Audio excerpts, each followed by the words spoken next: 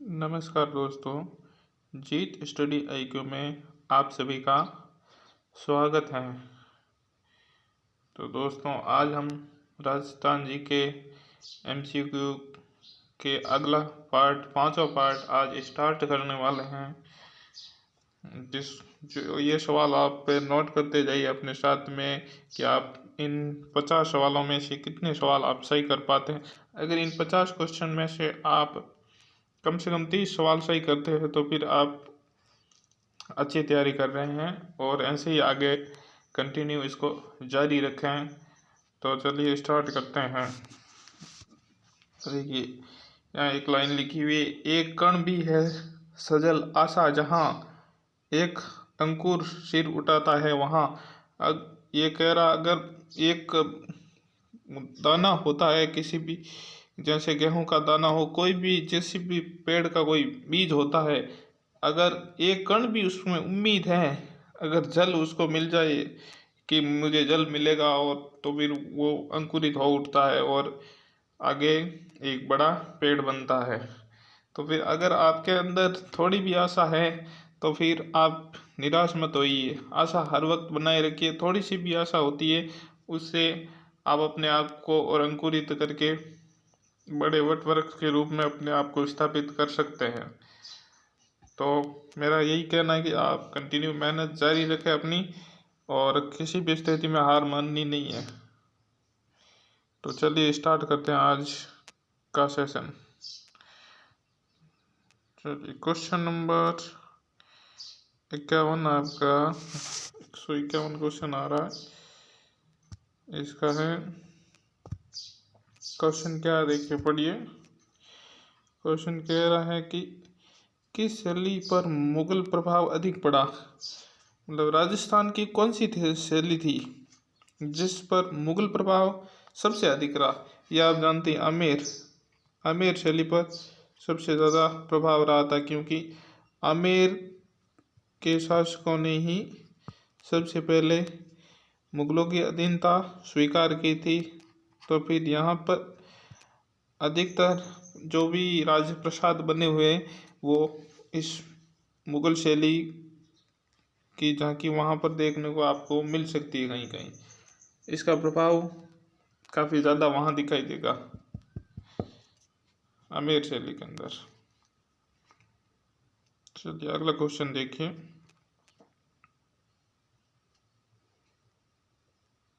Question कह रहा, ऊँट की खाल पर किए जाने वाला चित्रांकन। ऊँट की खाल पर किया जाता चित्रांकन, उसको, उस शैली को क्या कहते हैं, और ये शैली कहाँ पर है।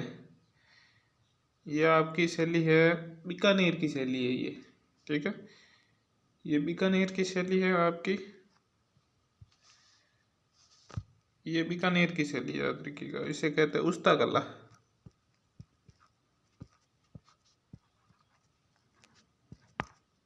उस्ता कला, ठीक है। अगला क्वेश्चन देखिए। अगला क्वेश्चन है, राजस्थान की कौन सी चित्रकला सबसे प्राचीन है। सबसे प्राचीन चित्रकला कौन सी है राजस्थान की, यह आपको बताना है। राजस्थान में सबसे प्राचीन चित्रकला है वो है मेवाड़ की चित्रकला। मेवाड़ चित्रकला ये राजस्थान की सबसे प्राचीन चित्रकला मानी जाती है। उसको आप याद रखिएगा। आप इसके साथ ही साथ नोट करते जाइए कि आप कितना सवाल सही कर रहे हैं, कितने गलत कर रहे हैं। अगला क्वेश्चन देखिए। किस चित्र शैली का में पीला रंग प्रधान है। कौन सी चित्र शैली है जिसमें पीले रंग की प्रधानता देखी गई है। ये बीकानेर चित्र शैली।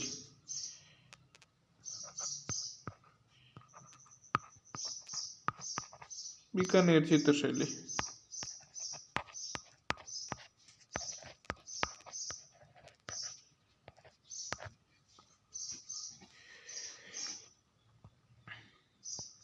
अगला क्वेश्चन देखिए। अगला क्वेश्चन, नुकीली नाक, लंबा कद, खिंचाव वक्ष स्थल, पारदर्शी वस्त्र, ये कौन सी चित्र शैली में ये है, जो कौन सी चित्र शैली की विशेषता है ऐसी जिसमें ये सब कुछ विशेषताएं देखने को मिलती हैं, वो कौन सी चित्र शैली है?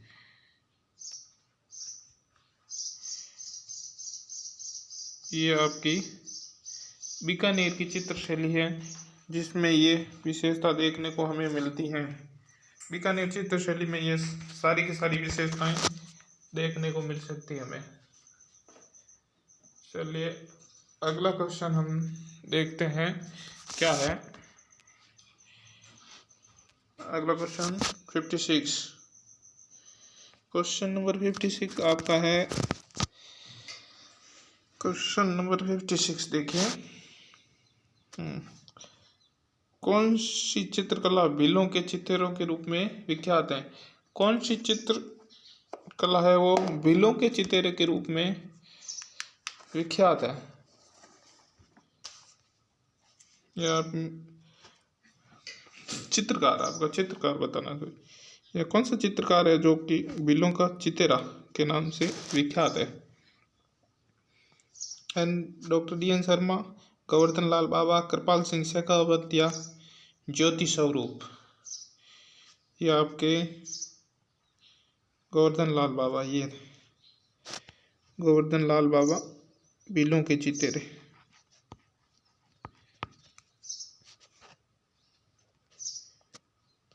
ठीक है,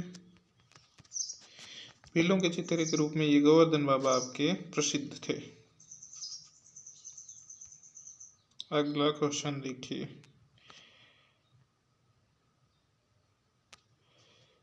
कौन सी चित्रकला भैंसों के चितेरे के रूप में, कौन सा चित्रकार या वो पीछे वाला बिलों का था या भैंसों के चितेरे के रूप में कौन सा कलाकार है वो विख्यात है? अभी डॉक्टर डी.एन. शर्मा, गोवर्धन बाबा, ज्योति स्वरूप या परमानंद चोयल? इसमें कौन है? ये आपका है परमानंद चोयल।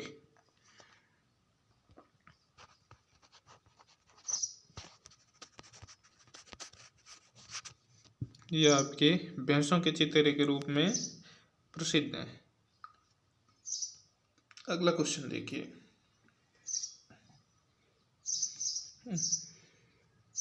मोर ध्वज निहाल चंद किस चित्रशैला से संबंधित है? ये आपको बताना, कौन सी चित्रशैला के ये कलाकार है? मोर ध्वज निहाल चंद ये किशनगढ़ शैली के, ठीक है। ये निहाल चंद थे, निहाल चंद, इन्होंने बनी ठनी चित्र बनाया था, बनी ठनी का चित्र इन्होंने बनाया था, निहाल चंद। इसको नागरीदास भी कहते हैं, नागरीदास। ये आप याद रखिए, बीकानेर चित्रशैली।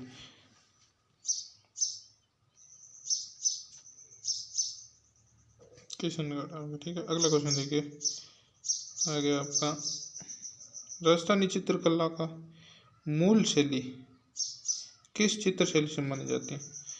राजस्थान चित्रशैली की मूल शैली है वो कौन सी शैली है? मूल शैली आपको बतानी है इसमें कौन सी है। क्वेश्चन नंबर 59, ये आपकी मेवाड़ सबसे प्राचीन मानी जाती है, ये मूल शैली है इसकी, मेवाड़ चित्र शैली है, ये इसकी मूल चित्र शैली है।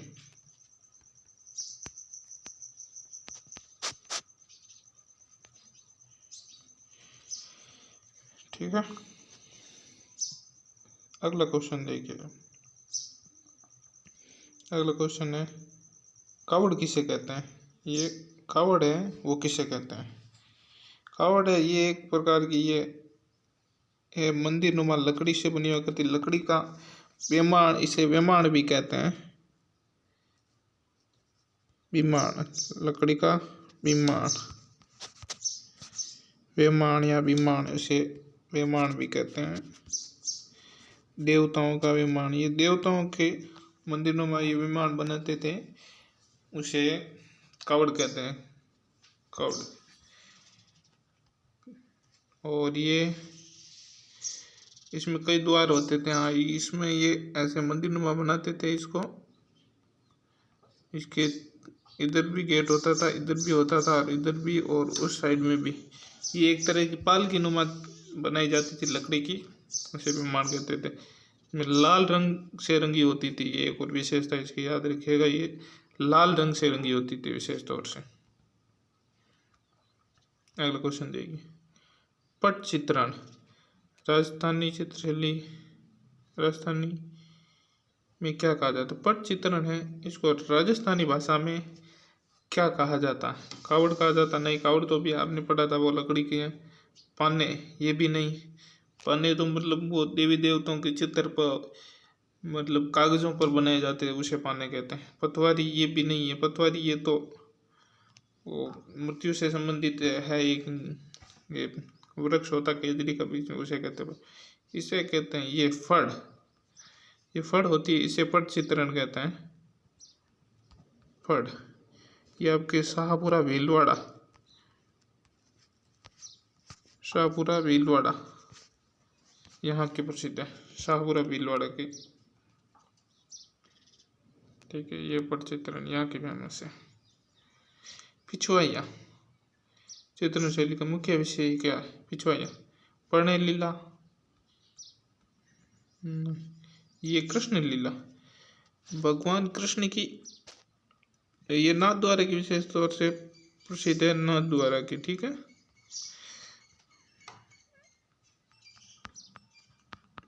भगवान कृष्ण की जो मूर्ति बनी होती थी, मूर्ति के पीछे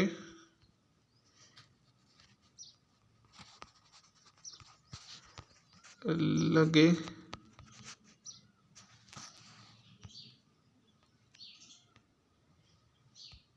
मूर्ति के पीछे लगे कपड़े पर बनी होती थी।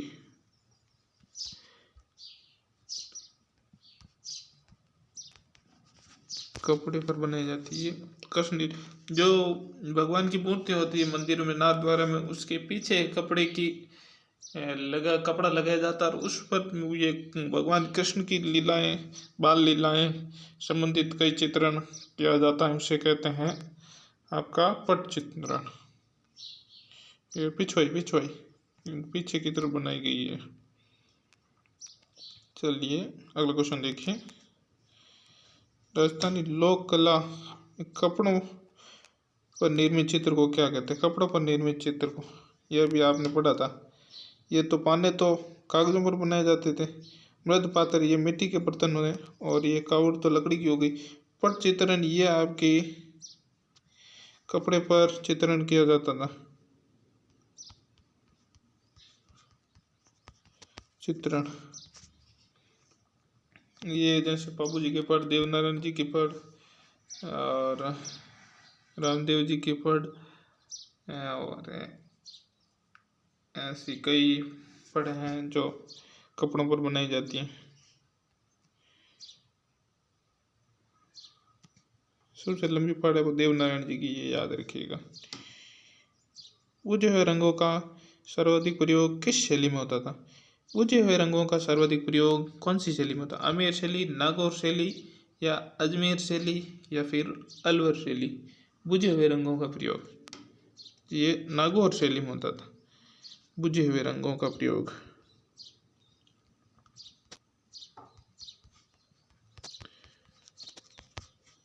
बुझे रंगों का प्रयोग सर्वाधिक इस शैली में होता था, नागौर शैली में, आपका ध्यान रखिएगा। अगला क्वेश्चन देखिए, मूमल किस शैली का प्रमुख चित्र है? मूमल है जो वहाँ के राजप्रसादों की प्रमुख शोभा है, मूमल।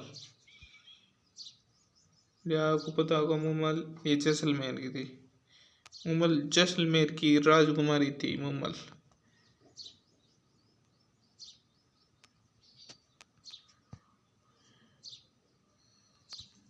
जैसलमेर राजकुमारी, जैसलमेर की राजकुमारी थी। महेंद्र मूमल की कथा या कहानी आपने सुनी होगी, काफ़ी लंबी चौड़ी है, कभी वक्त मिलेगा तो आपको ज़रूर सुनाऊंगा। अगला क्वेश्चन देखिए, रागमाला चित्र किस शैली से संबंधित है? ये रागमाला चित्र मतलब ऐसे चित्र जो कई रागों के आधार पर बनाए जाते थे, जैसे कि सुबह का समय है तो सुबह प्रभात राग होती है सुबह की, उसमें ऐसा चित्रण किया, सुबह का दृश्य दिखाया जाता है, सूर्य देव उग रहे हैं और गायें हैं वो चरने के लिए जा रही है, और कई पक्षी हैं वो आकाश में उड़ रहे हैं, और किसान है वो अपने खेत की तरफ जा रहे हैं। ऐसे चित्रों को रागमाला कहा जाता है, जिसमें और एक व्यक्ति नीचे पेड़ के नीचे बैठा हुआ कुछ एक वाद्य यंत्र लिया हुआ है और वो गा रहा है। तो फिर ये उस चित्र को देख करके अंदाज़ा लगाया जाता है कि ये कौन सी राग है, तो फिर ये प्रभात राग है। ऐसी कई तरह की रागों के आधार पर चित्रण बनाया जाता है, उसे रागमाला कहते हैं। अब ये बताना है ये चित्र शैली कहाँ की प्रसिद्ध है, रागमाला कहाँ की प्रसिद्ध है?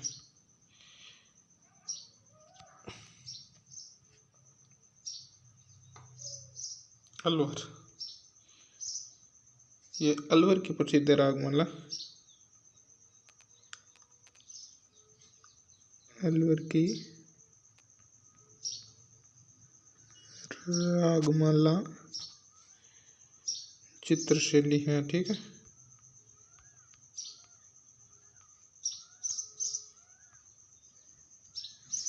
रागमाला चित्र शैली ये अलवर की है।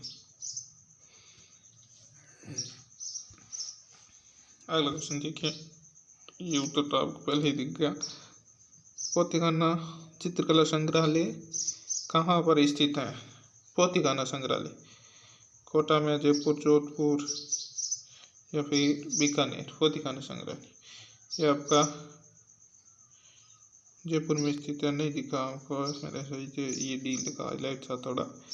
ये जयपुर में थी, मानसिंह ने ये इसकी स्थापना करवाई थी, पोतीखाना मानसिंह।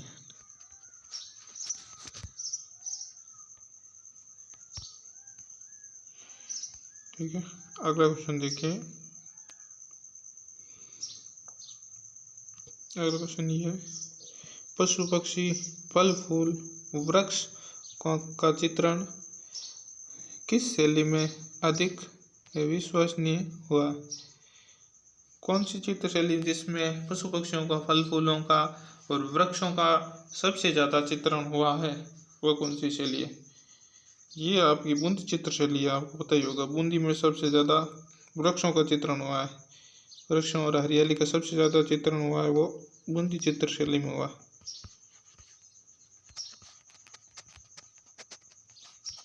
ठीक है,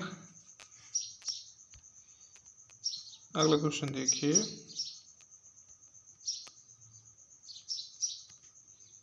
राजा राय सिंह राठौड़ द्वारा बनाया गया जूनागढ़ किला राजस्थान के किस जिले में स्थित है? जूनागढ़ दुर्ग है वो राजस्थान के कौन से जिले में स्थित है? जूनागढ़ आपका बीकानेर में स्थित है। राजस्थान की दूसरा राज्य था वो बीकानेर था, जिसका स्थापना राव बीका ने की थी, और ये राय सिंह ने, वहाँ का जूनागढ़ दुर्ग है ये राय सिंह ने बनवाया था बीकानेर में, यह आप ध्यान रखिएगा। अगला क्वेश्चन देखिए, काली सिंध आहू नदी के संगम पर घाघरोन जल दुर्ग निर्मित है, ये इस दुर्ग का निर्माण किसने करवाया है? घाघरोन जल दुर्ग ये झालावाड़ में स्थित है, झालावाड़ घाघरोन ये जल दुर्ग की श्रेणी में आता है। अब आपको ये बताना है कि इस दुर्ग का निर्माण किस राजा ने करवाया था? घाघरोन जल दुर्ग का निर्माण रावभर सिंह ने, राणा कुंभा ने, लोट राजा परमार ने, भूपत भाटी ने तो ये भटनेर का दुर्ग का निर्माण करवाया था। लोट परमार ये नहीं, राणा कुंभा ने भी इसका निर्माण नहीं करवाया था।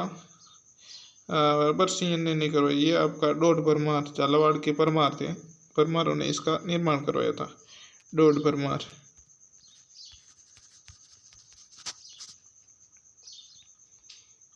अगला क्वेश्चन देखिए, चित्तौड़ किले का निर्माता शासक चित्रांग किस वंश से संबंधित था? चित्रांग किस वंश से संबंधित था? कछुआ वंश, हाड़ा वंश, मौर्य वंश या सिसोदिया वंश? या आपको बताना इसमें।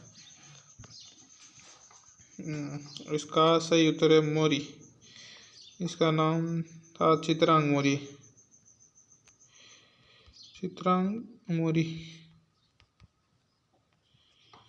और ये दुर्ग था, चित्तौड़ का दुर्ग, इस बप्पा रावल ने इनसे छीन लिया था। बप्पा रावल ने मान मौर्य से इस दुर्ग को जीता था और वहाँ रावल शाखा की स्थापना की थी। ये मौर्य शासक, ठीक है। अगला क्वेश्चन देखिए आपका, अगला क्वेश्चन ये है, देखिए, इनमें से कौन सा किला चिड़िया टोक पहाड़ी पर बना हुआ? चिड़िया टोक पर पहाड़ी पर ये आपका कौन सा दुर्ग बना? नाहरगढ़, मेहरानगढ़, जैसलमेर का किला या फिर कुंभलगढ़ का किला? यह है मेहरानगढ़ दुर्ग। मेहरानगढ़ दुर्ग ये चिड़िया टोक पहाड़ी पर बना हुआ। ये राव जोधा ने इसका निर्माण करवाया था जोधपुर में। ये राठौड़ वंश के शासक थे, ठीक है। राठौड़ वंश के शासक थे, इन्होंने इस दुर्ग का निर्माण करवाया था, मेहरानगढ़ दुर्ग का, 1459 ईस्वी में। अगला क्वेश्चन देखिए, मिर्जा राजा जयसिंह किस वंश से संबंधित थे? मिर्जा राजा जयसिंह थे, वो किस से संबंधित थे? इसके लिए आपको मैं हिंट दे देता हूँ। मिर्जा राजा जयसिंह थे, ये जयपुर के थे, जयपुर, आमेर। तो अब आपको बताना आमेर में कौन सा वंश था? ये कछुआ वंश था, ठीक है। ये मिर्जा राजा जयसिंह थे जो कि कछुआ वंश से संबंधित थे।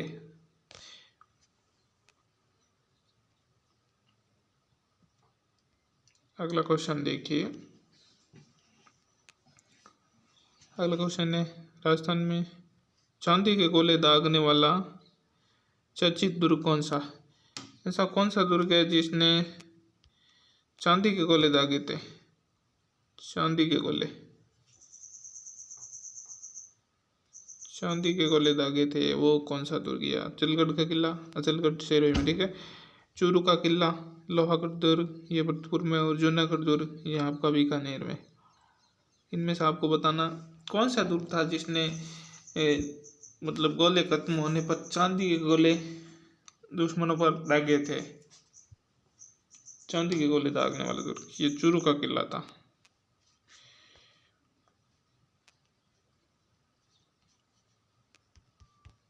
चूरू का किला जिसने चांदी के गोले दागे थे, ये इतिहास में प्रसिद्ध है, चूरू का किला। अगला क्वेश्चन देखिए, राजस्थान का बाला दुर्ग किस जिले में स्थित? बाला दुर्ग, बाला दुर्ग यानी इस पर एक भी आक्रमण अभी तक नहीं हुआ था, मतलब ज़्यादातर ये कुछ काम का नहीं था सामरिक दृष्टि से देखा जाए तो, फिर इसीलिए इस पर ज़्यादा आक्रमण हुए नहीं थे। ये आपका बाला किला है, वो अलवर में स्थित है, बाला किला।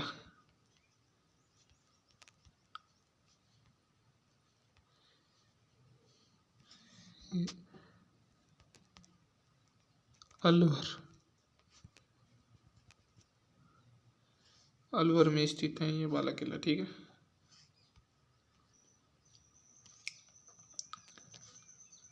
अगला क्वेश्चन देखिए, 18 जून 1576 को कौन सा प्रसिद्ध युद्ध लड़ा गया? ये आपको पता ही होगा। अगर ये भी आपको पता नहीं है तो फिर आपकी तैयारी इतनी अच्छी नहीं है, मैं मानूंगा। ये बहुत आसान सवाल है। देखिए, दिवेर का युद्ध हुआ था, या चित्तौड़ का, हल्दी घाटी का, या फिर खानवा का युद्ध? 18 जून 1576 को। ये आपको बता देता हूँ किस किस के बीच में हुआ था ये युद्ध में आपको बता देता हूँ। ये युद्ध हुआ था अकबर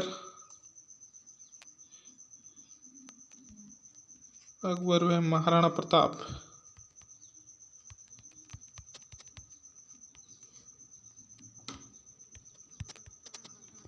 अकबर और महाराणा प्रताप के बीच में ये युद्ध लड़ा गया था 1576 ईस्वी में। 1576 ईस्वी में ये अकबर और महाराणा प्रताप के बीच में लड़ा गया था। ये था आपका हल्दी घाटी का युद्ध, ठीक है। कहीं कहीं ये आपको 20 जून भी मिलेगा देखने को। 18 जून आता है कहीं पर, तो कहीं पर 20 जून भी लिखा हुआ ये आता है, ठीक है।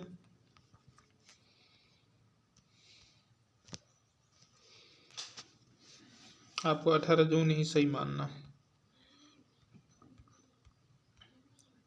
अगला क्वेश्चन देखिए। राजा मानसिंह आमेर महल का निर्माण कब करवाया? मानसिंह ने आमेर महल है इसका निर्माण कब करवाया था?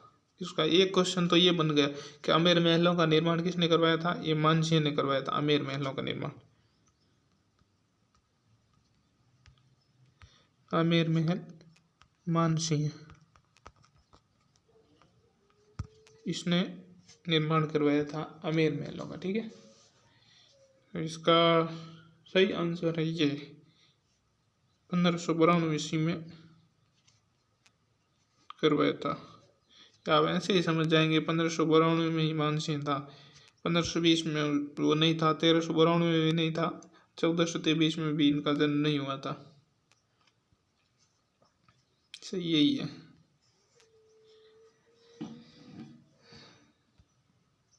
ठीक है, अगला क्वेश्चन देखिए। पहले राजपूत राजा जिसने अकबर की अजमेर यात्रा के दौरान अधीनता स्वीकार की थी। अकबर जब अजमेर की यात्रा पर गए हुए थे तब सबसे पहले ऐसा कौन सा शासक था जिसने अकबर की अधीनता को स्वीकार किया था? कोकिल देव, मानसिंह, मिर्जा राजा जयसिंह या भारमल? ये थे आपके भारमल। ये राजा भारमल थे जिन्होंने अकबर की अधीनता स्वीकार की थी। सबसे पहले मुगलों की अधीनता स्वीकार करने वाले यही राजा थे। अधीनता स्वीकार करके अपनी पुत्री जोधाबाई या हरकाबाई का विवाह अकबर से करवाया था। अगला क्वेश्चन देखिए। अगला क्वेश्चन है आपका 1570 ईस्वी में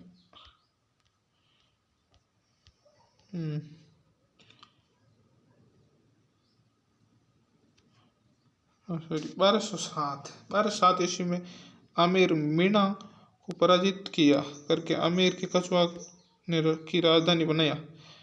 मीणा को पराजित करके आमेर के राजाओं ने आमेर को राजधानी किसने बनाया था? कौन सा शासक था जिसने मीणा को पराजित किया था और उसके बाद में आमेर को अपनी राजधानी बनाया था? ये था आपका कोकिल देव। काकिल देव भी आता है कहीं पर, इनका नाम लिखा हो तो कहीं कोकिल देव भी आता है। इन्होंने मीणा को हराया था, मीणा को हराया, आमेर को राजधानी बनाया अपनी, ठीक है। आमेर को कछुआओं की राजधानी बनाया, कोकिल देव थे वो। अगला क्वेश्चन देखिए आपका। अगला क्वेश्चन है 1576 ईस्वी में हल्दी घाटी युद्ध अकबर की सेना का नेतृत्व कौन कर रहा था? यहाँ पर बताना अकबर की सेना का नेतृत्व है वो कौन कर रहा था? 18 जून 1576 को जो हुआ था, इसमें अकबर की सेना का है जो नेतृत्व कौन कर रहा था? ये मानसिंह था। ये वही राजा मानसिंह था आमेर वाला, ठीक है। ये राजा भारमल का पुत्र था तथा भगवान दास का पुत्र था मानसिंह।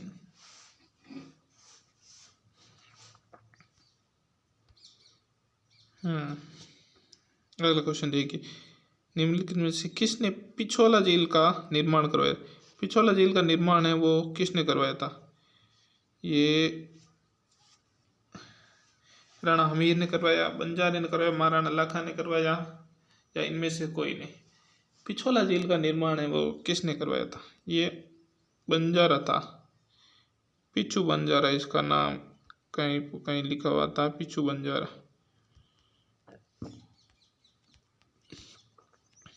इन्होंने इस अपने बेल की याद में इसका निर्माण करवाया था, पिछू बंजारे ने पिछोला झील का, जो कि उदयपुर में स्थित है।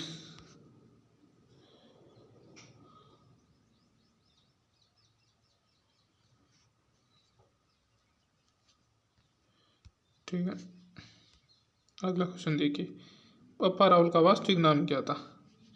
पप्पा राहुल का वास्तविक नाम भोजराज, या फिर कालभोज, या मानभोज, क्या सही था? ये पप्पा राहुल का वास्तविक नाम था वो कालभोज था। कालभोज बप्पा राहुल को कहा जाता था। ये मेवाड़ को मानमोरी से जीतने वाला वही बप्पा राहुल था, मेवाड़ का शासक था ये। इनको हरित ऋषि के आशीर्वाद से मेवाड़ का राज्य प्राप्त हुआ था। अगला क्वेश्चन देखिए, 80 खंभों की छतरी है राजस्थान में किस जिले में स्थित है? 80 खंभों की छतरी, आप कई बार 80 खंभों की और 84 खंभों की छतरी के बीच में कंफ्यूज होते रहते हैं। इसमें आपको बताना 80 खंभों की छतरी कहाँ, बूंदी में, अलवर में, कोटा में, या फिर जोधपुर में? देखिए, जोधपुर में भी नहीं है, कोटा में भी नहीं है। अब आपके पास में 2 ऑप्शन बचे हैं, इनमें से आपको बताना कहाँ पर है। ये अलवर में स्थित है, ठीक है। 80 खंभों की छतरी है वो अलवर में स्थित है, अलवर में। आप ऐसे याद रख सकते हो, 80 अलवर 80 है, ऐसे याद रख सकते हो, ठीक है। और 84 खंभों की छतरी है वो बूंदी में बनी हुई, 84 खंभों की छतरी है वो बूंदी में बनी हुई, याद रखिएगा।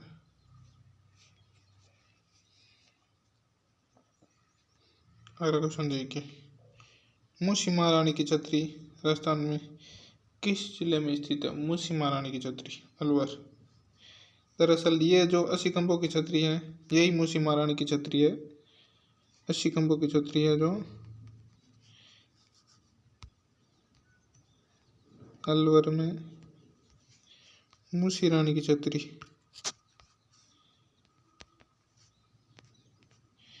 ये मूसी रानी की छतरी अलवर में स्थित है, 80 खंभों की छतरी, ठीक है। आपको बताना, राजस्थान का राज्य वृक्ष ये खेजड़ी है, राजस्थान का राज्य वृक्ष खेजड़ी है। इसको राज्य वृक्ष कब घोषित किया गया? राज्य वृक्ष इसे कब घोषित किया गया था, ये आपको बताना है। 1990 में, 1983 में, 1973 में, या फिर 1985 में? इसको राज्य वृक्ष 1983 ईस्वी में इसको राज्य वृक्ष का दर्जा दिया गया था खेजड़ी को, ठीक है। राज्य वृक्ष खेजड़ी को बनाया गया था 1983 ईस्वी में। अगला क्वेश्चन देखिए, किस खेल को 1948 में राजस्थान राज्य का राज्य खेल घोषित किया? राजस्थान का है राज्य खेल कौन सा है? कबड्डी है, क्रिकेट है, मुक्केबाजी है, बास्केटबॉल है? ये आपको बताना। ये बास्केटबॉल है, ये राजस्थान का राज्य खेल है बास्केटबॉल, ठीक है।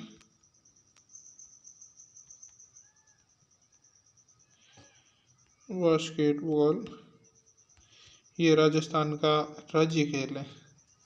राज्य वृक्ष अभी आ गया खेजड़ी, ठीक है। आगे आगे हम देखिए क्या था। हल्दी घाटी राजस्थान के किस जिले में स्थित है? राजस्थान के कौन से जिले में ये हल्दी घाटी स्थित है? प्रतापगढ़ में, भीलवाड़ा में है, या फिर राजसमंद में है, या फिर उदयपुर में? हल्दी घाटी कहाँ पर स्थित है ये आपको इसमें बताना है। ये राजसमंद में स्थित है।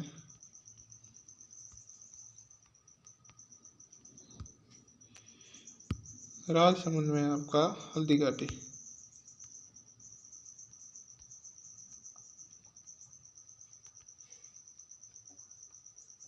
अगला क्वेश्चन, तराइन का प्रथम युद्ध का परिणाम क्या रहा? तराइन के 2 युद्ध हुए थे। तराइन का फर्स्ट युद्ध हुआ था, वो हुआ था 1991 को। तराइन का सेकंड युद्ध हुआ था 1992 को। इसमें पृथ्वीराज चौहान और गजनी का शासक था मोहम्मद गौरी, उन दोनों के बीच में ये युद्ध हुआ था। अब आपको ये बताना है कि इसमें पहला तराइन का युद्ध हुआ था 1991 में। इसका परिणाम क्या रहा था, इसमें कौन जीता था और कौन हारा था? ठीक है, पृथ्वीराज चौहान की मृत्यु हुई, पृथ्वीराज चौहान की विजय हुई, पृथ्वीराज चौहान का भाग निकला या फिर पृथ्वीराज चौहान की पराजय हुई? इसमें पृथ्वीराज चौहान की विजय हुई थी। पृथ्वीराज चौहान इसमें विजय हुए थे।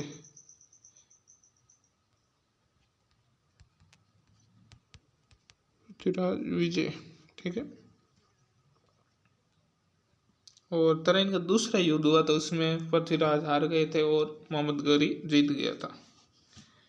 प्रथम युद्ध में तो मोहम्मद गौरी को बंदी बना लिया था पृथ्वीराज चौहान ने। अगला क्वेश्चन देखिए, चित्तौड़ का नाम खिजराबाद, ये किसने किया था? खिजराबाद अलाउद्दीन खिलजी ने। 1903 में चित्तौड़ पर आक्रमण किया था अलाउद्दीन खिलजी ने, और वहाँ पर चित्तौड़ का पहला शाखा 1903 में हुआ था, प्रथम शाखा। तब वहाँ पर इसको दुर्ग को जीत करके अलाउद्दीन खिलजी ने अपने पुत्र खिजर खान के नाम पर इसका नाम खिजराबाद रख दिया और उससे वहाँ का प्रशासक नियुक्त कर दिया। अलाउद्दीन खिलजी ने इसका नाम रखा था, ठीक है।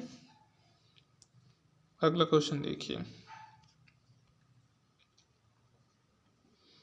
अगला क्वेश्चन है आपका, जोधपुर से पहले राठौड़ों की राजधानी कौन सी थी? राठौड़ों की राजधानी बाद में जोधपुर बनी थी। जोधपुर से पहले ये राजधानी राठौड़ों की कहाँ पर थी? राठौड़ों की राजधानी, ठीक है। जोधपुर में ले जाने वाले तो राव जोधा थे।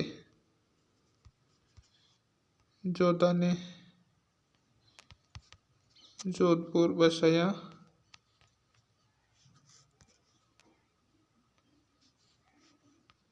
जोधपुर बसाया था और अपनी राजधानी बनाया, ठीक है। उससे पहले जोधपुर की राजधानी क्या थी, ये आपको बताना। इससे पहले मंडोर, ये राजधानी थी जोधपुर की, मंडोर।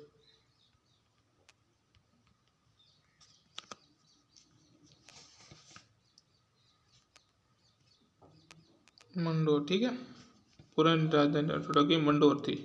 अगला क्वेश्चन देखिए, आना सागर झील कहाँ पर स्थित है?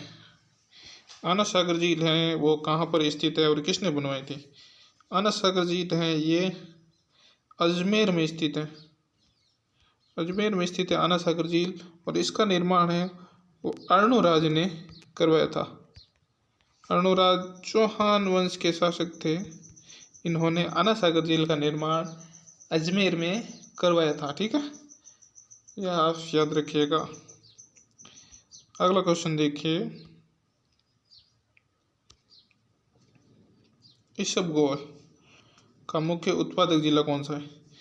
इसबगोल, जिसे राजस्थान में स्थानीय भाषा में घोड़ा जीरा भी कहते हैं, घोड़ा जीरा,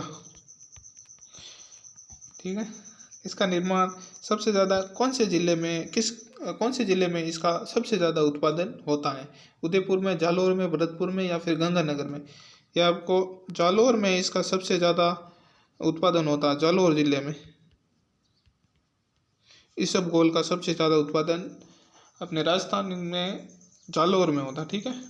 राजस्थान के जालौर में सबसे ज़्यादा इसका उत्पादन होता। अगला क्वेश्चन देखिए, अगला क्वेश्चन है आपका, लसोड़िया आंदोलन। लसोड़िया आंदोलन है वो किसने शुरू किया था? लसोड़िया आंदोलन गोविंदगिरी, सूरमल दास, मोतीलाल तेजावत या फिर मावजी। लसोड़ी आंदोलन है ये किसने शुरू किया था? सूरमल दास। ये सूरमल दास थे, इन्होंने लसोड़ी आंदोलन को शुरू किया था। सबसे पहले इसकी शुरुआत करने वाले ये थे लसोड़ी आंदोलन को, ठीक है, सूरमल दास। अगला क्वेश्चन देखिए, गोगुंदा राजस्थान के किस जिले में स्थित है? गोगुंदा, जहाँ पर महाराणा प्रताप का है राज तिलक हुआ था। महाराणा प्रताप का राज तिलक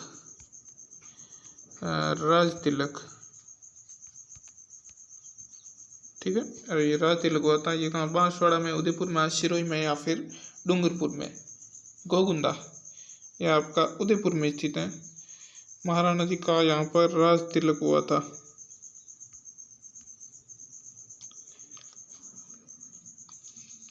अगला क्वेश्चन देखिए, ये तो आप आसानी से कर लेंगे, मुझे पता है। ऊँटों की बीमारी होने पर किस लोक देवता की पूजा की जाती है? ऊँटों के लोक देवता भी कहा जाता है उन्हें, और ऊँटों में जब भी कोई बीमारी होती है तो फिर उस लोक देवता की पूजा की जाती है। तो फिर वो कौन से लोक देवता है जिनकी पूजा की जाती हैं ऊँटों की बीमारी हो जाने पर? तेजा जी, गोगा जी, केसरिया कुंवर जी या फिर पाबू जी? पाबू जी है, इनको ऊँटों के रक्षक देवता भी कहते हैं, ऊँट रक्षक देवता, ऊँट रक्षक देवता पाबू जी को कहा जाता, ठीक है। तो फिर ये पाबू जी है ना, ये जोधपुर के राठौड़ थे, पाबू जी राठौड़, ठीक है। ये पंचवीरों में भी इनको गिना जाता है, पाबू जी को। अगला क्वेश्चन देखिए, 84 खंभों की छतरी कहाँ पर स्थित है? 84 खंभों की छतरी अभी मैंने थोड़ी देर पहले आपको बताया था, ये आपको बताना है कहाँ पर स्थित है। उदयपुर में, बूंदी में, कोटा में, जयपुर में है या फिर उदयपुर में, बूंदी में या फिर कोटा में या फिर जयपुर में? इनमें से आपको बताना। अभी थोड़ी देर पहले मैंने आपको बताया था, शायद इतना तो याद रह गया होगा। बूंदी, ये बूंदी में बनी हुई, ठीक है। 84 खंभों की छतरी।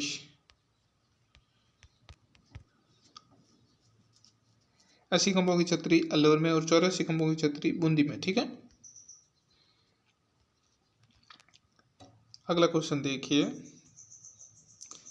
बादशाह का मेला। बादशाह का मेला राजस्थान में कहाँ पर भरा जाता है? बादशाह का मेला अजमेर में, ब्यावर में, कोटा में या बूंदी में? ये आप आसानी से कर लेंगे, मुझे पता है, ब्यावर में। ये बादशाह का मेला है वो ब्यावर में, ठीक है, ब्यावर में स्थित है।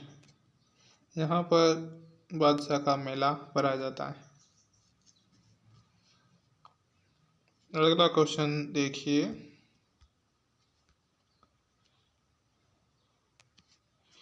शेखावाटी क्षेत्र का प्रमुख नृत्य। शेखावाटी क्षेत्र का जो प्रमुख नृत्य है वो बताना, शेखावाटी क्षेत्र का, ठीक है।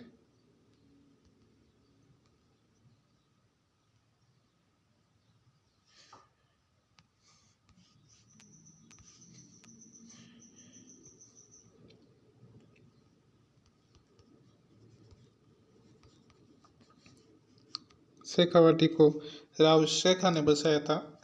अब आपको यहाँ पर बताना है कि शेखावाटी में क्षेत्र में कौन सा नृत्य स्पेशली किया जाता? देताली, गिदड़, केर या घूमर? शेखावाटी का, ये आपको बताइएगा। शेखावाटी का गिंदड़ नृत्य है वो स्पेशली शेखावाटी में किया जाता है, गिंदड़ नृत्य, ठीक है।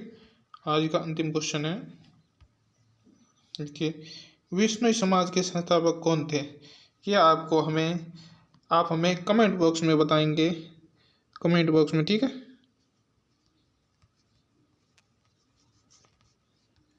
कमेंट बॉक्स में इसका उत्तर आप कमेंट बॉक्स में छापेंगे, ठीक है। और अब आप अपने प्रश्न गिनिएगा, कि आपने इसमें से कितने क्वेश्चन सही कर लिए। अगर आप 30+ क्वेश्चन सही करवा रहे हैं इसमें, तो फिर आपकी तैयारी अच्छी है और इसे कंटिन्यू जारी रखना चाहिए। और कम है तो फिर थोड़ी चिंता की बात है, आपको और ज़्यादा मेहनत करने की ज़रूरत है। कंटिन्यू मेहनत करते जाइए, आप इससे भी अच्छा प्रदर्शन करेंगे, मुझे यकीन है। और मुझे विश्वास है कि मेरा वीडियो आपको अच्छा लगा होगा। अच्छा लगा है तो फिर आप हमारा वीडियो लाइक कीजिएगा, चैनल को सब्सक्राइब कीजिएगा। अगर आपने ये वीडियो आगे शेयर कीजिएगा। आप अगर सब्सक्राइब नहीं किया हमारा चैनल तो फिर प्लीज़ इसको सब्सक्राइब कर लीजिएगा। आपका सपोर्ट हमारे लिए बहुत ज़रूरी है और ऐसे ही मेहनत करते रहिए कंटिन्यू। आप ऐसे ही चाहेंगे हम तो। आशा है परमात्मा से कि आप मेहनत करें और वो सफलता हासिल करें। चलिए तो ठीक है, आज का दिन आपके लिए शुभ रहे। धन्यवाद। Have a nice day. जय हिंद।